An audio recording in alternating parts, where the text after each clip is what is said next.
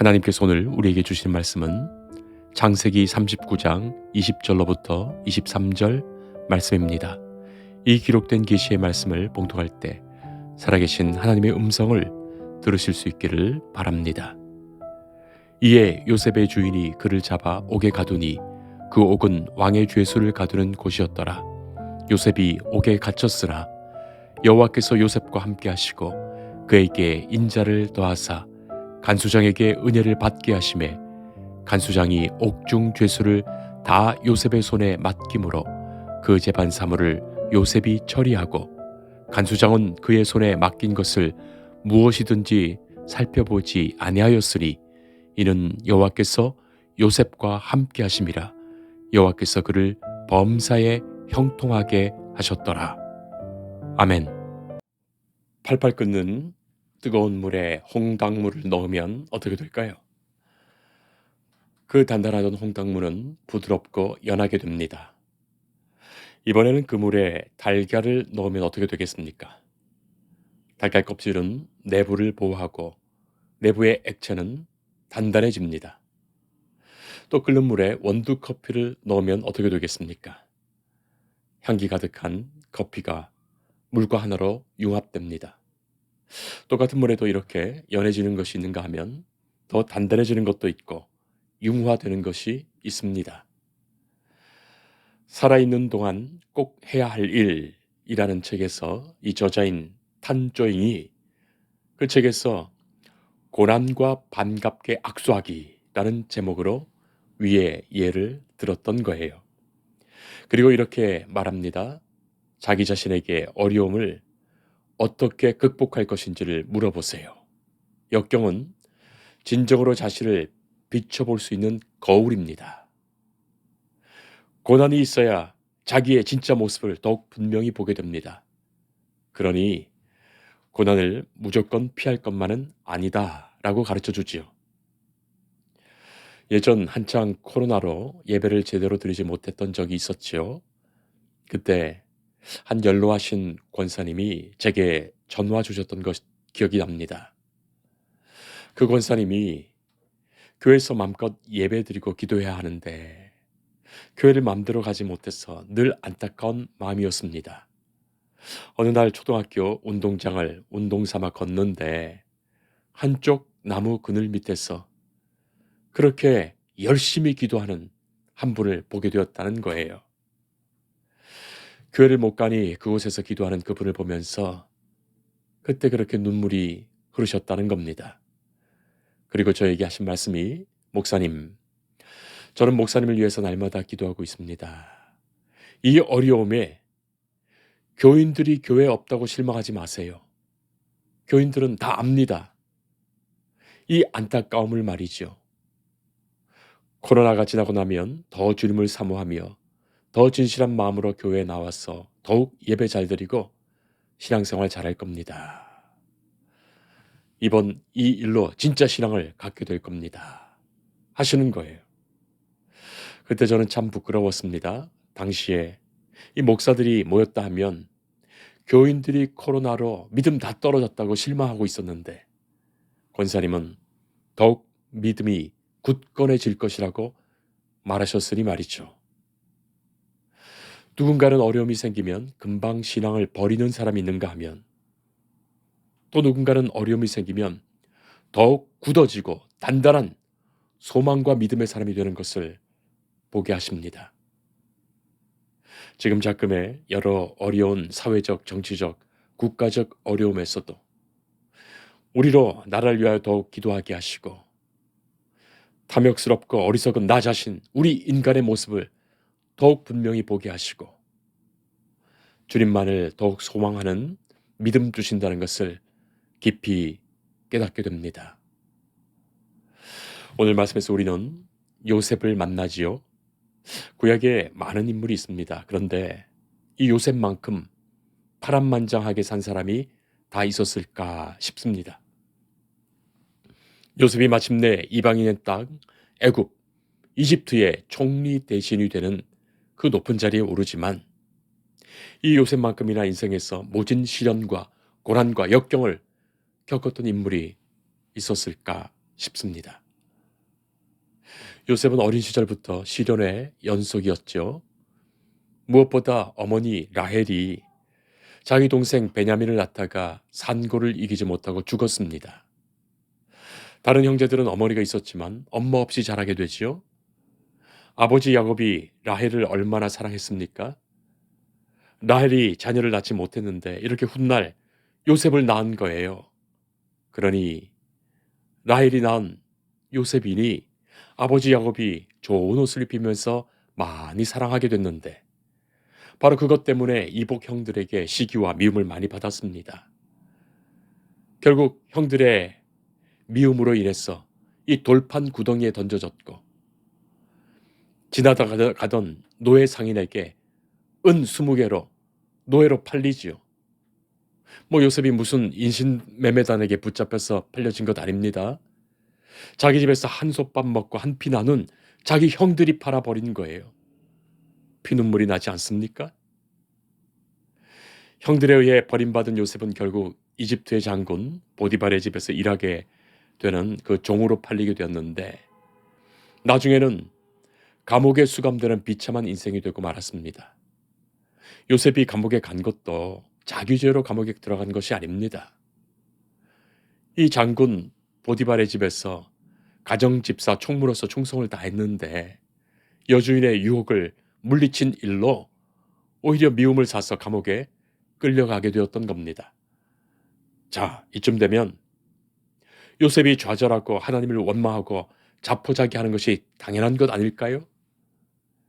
아무리 착하고 믿음이 좋은 사람이라도 이 정도 되면 될 대로 되라며 살지 않겠습니까? 요셉은 감옥에 들어가 쇠고랑을 차고 인간 이하의 대접을 받습니다. 자, 그런데 어찌된 일인지 요셉은 그 순간에도 하나님을 의지합니다. 정말 억울하고 분해서 아무것도 할 수 없는 바로 그 상황에서도 하나님을 조금도 원망하지 않았습니다. 그리고 이런 과정과 결과에 대하여 다른 사람에게 책임을 돌리지 않았습니다. 이 모든 것을 마치 운명처럼 수용합니다. 바로 요셉의 위대함이 바로 거기에 있습니다. 목회자로 어려움에 있는 분들을 만나고 신방해 보면 자기의 부족과 잘못 때문에 이렇게 어려운 일이 생겼다고 말하는 사람을 보기는 쉽지 않습니다. 자기의 잘못보다는 타인에게 그 모든 책임을 전가하려 하지요. 부부싸움을 하더라도 원인이 남편에게 있고 아내에게 있지요. 사업에 실패하더라도 그 원인이 타인에게 있습니다. 아이들이 싸우는 경우도 그렇죠. 아이들끼리도 자기가 잘못했다고 말하지 않습니다. 형 때문이다, 동생 때문이다. 자, 그러면 부모도 덩달아 싸우면서 부부끼리도 당신이 교육을 잘못시켜서 그렇다. 당신이 매를 들지 않아서 그렇다. 서로 너 때문이다, 당신 때문이다 하는 거죠. 제가 여러 해 학교에서 교목 목사로 일하면서 학생들과 상담을 많이 했었습니다. 아이들도 이 말하는 원인이 언제나 아빠 때문에, 엄마 때문에, 친구 때문에입니다. 자기가 공부를 못하는 이유도 그렇고 불량스럽게 옷을 입고 다니는 이유도 그렇고 가출하는 이유도 그렇습니다. 아빠 때문에, 엄마 때문에, 친구 때문입니다. 정말로 그런 것입니까? 요셉은 자기에게 일어나는 불행한 사건들을 형들 때문에, 보디발 아내 때문에 그렇게 말하지 않았습니다. 요셉은 왜 이런 고통이 자기에게 일어나는지 분명히 다 알 수는 없었지만 하나님은 분명히 다 아신다고 생각했습니다. 그리고 하나님이 이 일로 어떤 일을 이루신다고 믿었어요. 그랬기에 하나님에 대한 믿음은 결코 흔들리지 않았습니다. 하나님은 그것을 기뻐하셨습니다. 그야말로 요셉을 요셉으로 만들어 가셨던 거예요. 자, 그리고 오랜 세월이 지난 훗날에 애굽의 총리가 된 요셉을 만난 형들이 자기들이 동생을 종으로 팔았던 것 때문에 두려워서 벌벌벌 떨고 있을 때 요셉이 형들을 안심시키며 이렇게 말하지요. 나를 애굽으로 보내신 분은 형님들이 아니라 하나님이십니다. 두려워하지도 걱정하지도 마세요. 했던 거예요. 형들에게 아부하려고 했던 말이 아닙니다. 형들이 불쌍해서 위로하려고 했던 말이 아닙니다. 진짜로 그렇게 생각했던 거예요. 진정으로 하나님이 개입하시고 하나님이 인도하신다는 것을 믿었고 철저히 하나님을 신뢰했던 거예요. 어떤 악조건 속에서도 사람을 원망하지 않았고 하나님께 불평하지 않았고 하나님의 함께하심을 믿었던 것입니다. 자, 지금 감옥에 갇힌 상황은 그야말로 최악 아니겠습니까? 나의 꿈도 나의 희망도 나의 자유도 나의 사랑도 다 빼앗긴 상황입니다. 너무나도 절망적인 곳입니다. 차라리 죽는 것이 낫다고 생각하거나 죽지 못해 살 뿐이지요. 그러나 요셉은 흔들리지 않았습니다. 이 일을 통하여서도 나와 함께 하시는 하나님은 어떤 뜻이 있으시다. 그것에 흔들리지 않았던 거예요. 성도 여러분, 우리는 사도 바울도 봅니다. 사도 바울이 감옥에 갇힌 상황에서도 똑같은 믿음을 보여주었습니다. 오히려 감옥에서 찬송했습니다. 오히려 감옥에서 기도했습니다. 오히려 감옥에서 감사했던 것을 봅니다. 내가 감옥에 갇힌 것을 통하여 복음의 진보가 있었으니 오히려 나는 기뻐하노라 했던 거예요. 이 일을 통하여 나는 알지 못하더라도 하나님은 다 아시고 무엇인가 역사하신다. 그렇게 믿었던 거예요. 우리에게 오늘 주신 말씀 21절에 여호와께서 요셉과 함께 하시고 그에게 인자를 더하사 간수장에게 은혜를 받게 하시매 그렇게 짧게 기록되지요. 그러나 이 안에 모든 것이 다 들어있어요. 하나님이 요셉과 함께 하신 거예요. 요셉에게 인자, 인애를, 긍휼을 더하여 주신 거예요. 그래서 다른 사람들에게 역사하시어 요셉이 은혜를 받게 하십니다. 다른 이들에게 은혜 주시어 요셉이 은혜를 받게 하시는 거예요. 이것이 얼마나 복된 자의 모습입니까? 이것이 형통입니다. 23절 보면 여호와께서 범사에 형통하게 하셨더라. 바로 이것이 형통이에요. 하나님이 함께 하시는 삶이 형통이요. 그의 삶에 인자를 더하시고 사랑과 긍휼을 더하신 것이 형통이요. 그리하여 주변의 모든 다른 사람들에게 호의를 얻고 은혜를 받는 것이 형통입니다. 만약에 직장을 다닌다고 한다면 직장에서도 누군가가 나를 좋게 잘 보아줘서 호의를 베풀고 내게 은혜를 베푼다면 이 모든 일들이 순조롭게 진행되지 않겠습니까? 또 누군가는 자기가 가는 곳마다 미움을 받아서 왕따가 된다고도 말하는데 누군가는 이유 없이 호의를 얻고 은혜를 입어서 모든 일이 순조롭게 됩니다. 과연 형통한 삶이 아니겠습니까? 바로 거기에 하나님이 함께 하시는 증거가 있는 거예요. 우리는 다 모르지만 이 일로 하나님이 이루고 계신 역사가 있는 거예요. 바로 그것이 형통입니다. 그래서 요셉은 형통의 사람입니다. 시련이 없다는 것이 아니에요. 고난이 없다는 것이 아닙니다. 어려움이 없는 것이 아닙니다. 그러나 하나님이 함께 하시어 형통을 경험하게 됩니다. 바로 거기에서 하나님이 요셉을 요셉 되게 하시는, 하나님의 사람 되게 하시는, 성도가 성도 되게 하시는, 교회가 교회 되게 하시는 은혜의 역사가 있는 거예요. 요셉은 감옥에서도 옥중에서도 다른 죄수들과는 달리 자기에게 주어진 일에 불평 없이 진심으로 충성하여 행합니다. 그래서 오히려 감옥에 있는 여러 사람들, 죄수뿐만이 아니라 간수들이 다 인정하게 되는 거예요. 그리고 그 감옥에 있었던 모든 이들이 요셉을 믿음의 사람으로 알게 됩니다. 그 모든 과정을 통하여 한 나라를 다스리는 이집트의 총리가 되죠. 그리고 그때도 나라의 어려움을 구해낸 충성된 일꾼이었습니다. 작은 일에 충성했던 요셉, 큰 일에도 충성하는 요셉입니다. 작은 일 게을리하면서 나중에 큰 일 하겠다는 것처럼 어리석은 일이 없지요. 그 사람에게 큰 일을 맡기면 결국 큰 일 낼 사람이 되고 맙니다. 예수님의 칭찬은 큰 일에 있는 것이 아니에요. 작은 일에 충성하였다 칭찬하신 그 예수님을 우리는 꼭 기억해야 합니다. 작은 일에 충성하는 그에게 큰 일도 맡기시는 거예요. 성도 여러분, 나팔꽃을 본 적이 있으시죠? 저는 나팔꽃을 참 좋아합니다. 지나가다가 또 나팔꽃을 보면 잠깐 걸음을 멈추고 봅니다. 담장에 피었던 나팔꽃 어렸을 때 잊지 못해요. 아침에 피었다가 저녁에 지는 나팔꽃, 일반적으로 나팔꽃이 아침 햇살을 받아서 꽃을 피운다 생각하지만 이 나팔꽃은 빛과 따뜻한 온도로 꽃 피우는 것이 아니라 하지요. 24시간 내내 햇빛을 쬐주면 나팔꽃이 피지 않는답니다. 나팔꽃의 꽃봉이는 아침이 오기 전에 그 밤 시간에 그 차가운 냉기와 깜깜함과 어둠의 깊이가 있어야지 그것 견디며 이겨낼 때 꽃을 피우게 된다 하지요. 이 세상에서 가장 비싼 장미 향수의 원료가 발칸 산맥에서 딴 장미에서 나온다는데 그것도 가장 춥고 어두운 새벽에 딴 장미여야 한답니다. 한결같은 매서운 추위와 고난 속에 장미는 가장 아름다운 향기를 뿜어내지요.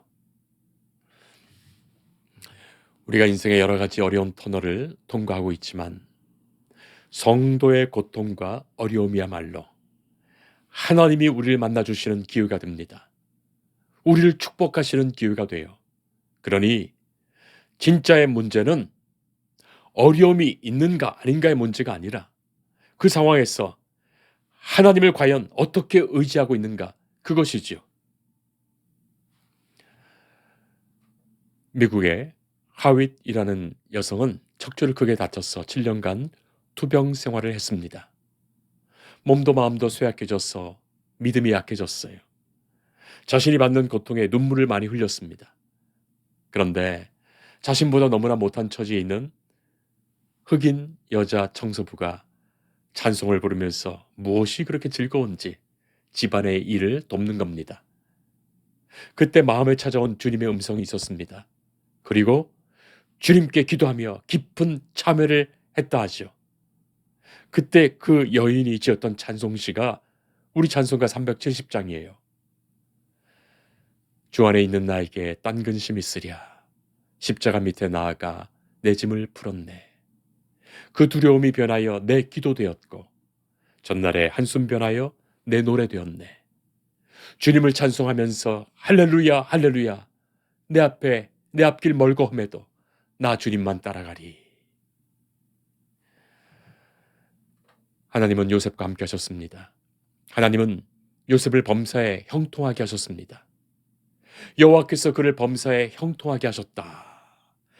하나님이 주신 형통이에요. 하나님만이 주시는 형통이에요. 사람이 꾀를 내어 위기를 극복한 것이 아니었습니다. 어려움과 고난 중에서도 주의 십자가 밑에 그 모든 것을 내려놓으며 하나님의 섭리가 있음을 믿고 다만 내게 맡겨주신 작은 일에 충성하는 중에 하나님의 함께하심과 범사에 형통하게 하시는 그 은혜를 경험하는 우리 모든 성도들이기를 축복합니다. 올 한 해가 더욱더 하나님의 사람으로 굳게 서며 범사에 형통하게 하시는 그 복된 한 해가 되기를 축복합니다. 기도하겠습니다. 사랑하시는 하나님, 함께 하시는 하나님, 우리가 날마다 주와 동행함을 알게 하옵소서. 그리고 내게 주신 그 어떤 일이라도 이 일을 통하여 하나님이 역사하시고 일하심을 보게 하옵소서. 주께서 우리의 모든 일상과 범사를 지켜주시어 함께 하시는 은혜를 알게 하시고 범사에 형통하게 하심을 보게 하옵소서. 다만 우리는 주의 사람으로 가장 작은 일에도 믿음으로 충성하며 살아 다만 우리의 창조주신 주께 칭찬받는 주의 신실한 성도로 한 해를 아니 우리 일생을 살게 하옵소서. 예수님 이름으로 기도합니다. 아멘. 주님을 늘 믿으며 그 손을 의지하고 내 몸과 마음을 끝까지 충성하리.